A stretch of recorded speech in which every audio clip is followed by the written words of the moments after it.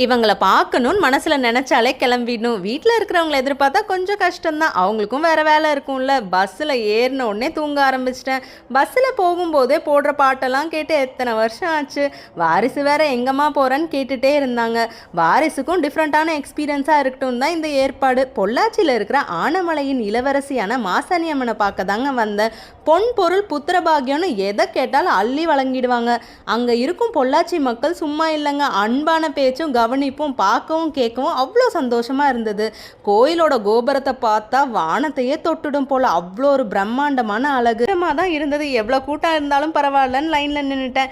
இவங்க கிட்ட ஒரு வேண்டுதல் பண்ணுவாங்க. வரமிளகா அரைச்சி சாமி மேலே பூசுவாங்க. தப்பு செஞ்சால் தண்டனை நிச்சயமாக கிடைக்கும்.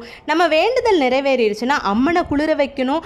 அம்மனி பிரசாதத்தை பார்த்த உடனே ஆரம்பிச்சிட்டாங்க. நான் விரதம்னால பாலும் பழமும் மட்டும்தான். வெயில்ல காலே கீழே வைக்க முடியலங்க. மனசு நிறைவோட அம்மனை பார்த்துட்டு ரிட்டன் வந்தாச்சு.